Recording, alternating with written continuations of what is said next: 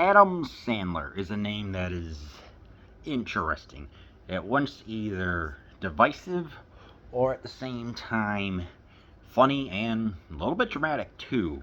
Well, the first one that one thinks of when showing a different side, Punch Drunk Love. Chaos lurks in every corner of this giddy, off-kilter foray into romantic comedy by Paul Thomas Anderson. Struggling to cope with his erratic temper, novelty toilet plunger, salesman Barry Egan, Adam Sandler, demonstrating remarkable versatility in his first dramatic role, spends his day collecting frequent flyer mile coupons and dodging the insults of his seven sisters. The promise of a new life emerges when Barry inadvertently attracts the affection of a mysterious woman named Lena, Emily Watson. Their budding relationship is threatened when he falls prey to the swindling operator of a phone sex line and her deranged boss, played by maniacal brio by Philip Seymour Hoffman.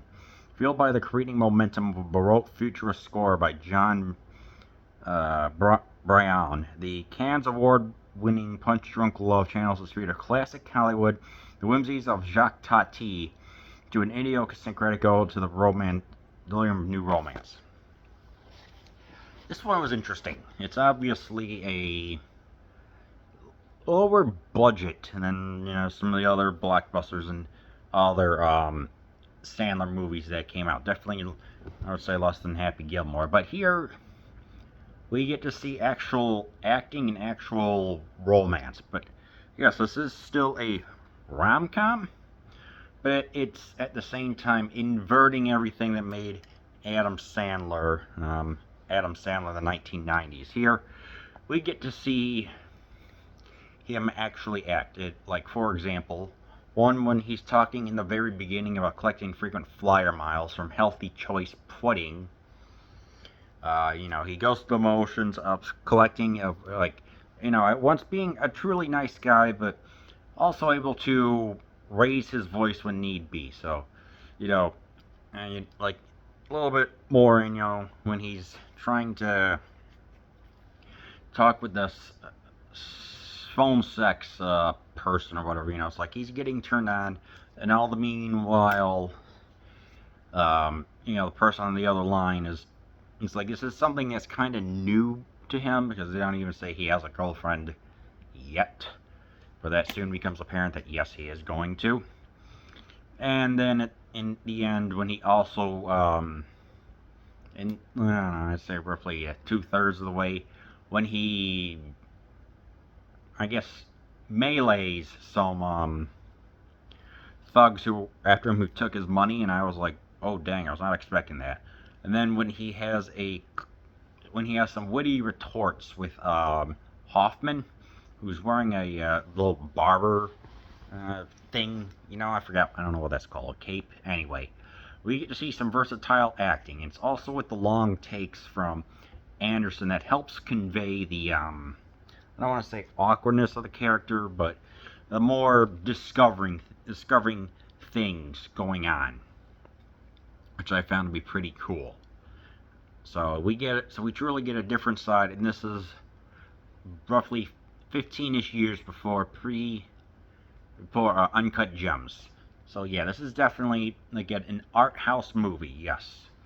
And here we get a kind of synthesizer score. I mean, there's even a harmonium, kind of like a mini piano, not a mellotron, but just more to convey, I guess, the more romantic-ish side, I guess one could say, of everything going on.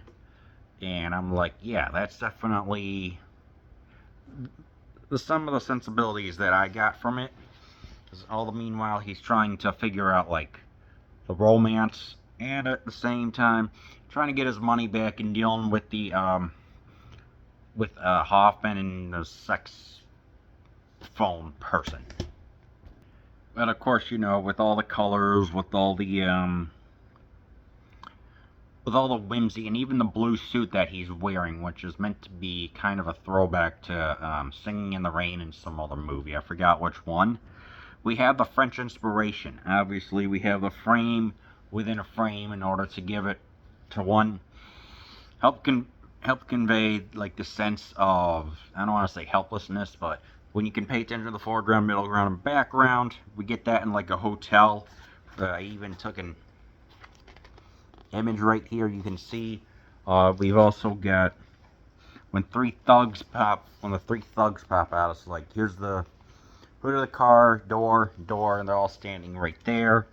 We got nice shots of the silhouette where he's running, and which adds, like I said, adds more to the way how he's feeling. You get a close up of the family at dinner, an establishing shot to make the viewer feel like they're a part of the action. There is long takes influence from French New Wave cinema, breaking conventional ways how films are made.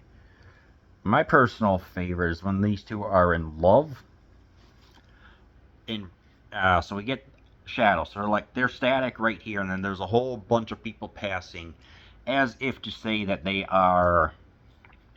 that the world outside of them does not matter. So you have all these beautiful shots. You have the way how it all looks. And I'm like, okay, that's pretty cool. And you also have the lateral tracking shot of how, even looking at the prices, because he's trying to get all these frequent flyer miles. And which I'll get to in a minute. And he also drives out to Utah, where they get Barry's info and plan. But all the meanwhile, like when they're talking, it's done with this like rainbow liquidy, rainbow ink, I guess would be the way to describe it. I'm like, that is very unique. It all fits in with the unconventional film structure here, which I really, really liked. This is definitely more of the Jacques Tati way of doing everything. So, and also look up the Droste effect, D-R-O-S-T-E. This is done with like when you have, I think it's when you have like two mirrors that are together and it reflects endlessly. That was what's going on. That's what I got out of it. So, no, I'm sorry. That's like, when you have an image, if there are like have Punch Drunk Love, I were to take a picture of this, and then it would be me holding this ad infinitum just like that. That's what it is, I believe. Obviously, this movie is not for everyone. This is an art house movie, so if you don't if you can't understand like some of the more implemented motifs of French New Wave and symbolism, especially when he's carrying that phone for whatever reason. That's his way of trying to break out of the isolation and trying to contact people. That I found to be odd, but it's like, hey, if you find yourself, you can still enjoy it superficially, but it's still going to be a little bizarre. It's like, it's just the way of how it's structured. Some people may not like the, like I said, with the ink, the rainbow ink and everything else, but, I liked it. I honestly wouldn't really change anything. And you even got the liner notes right here that I'm not going to read them. Blah, blah, blah. If not, you can find them online. Because I don't want this review to be 15 minutes. So yeah, a lot being said, even the harmonium, and even the guy even with one of the employees there named Lance, who's got a weird looking head. I don't know, that head just looked really weird to me. It is with a really great honor that I say, yeah, you should definitely watch Punch Drunk Love.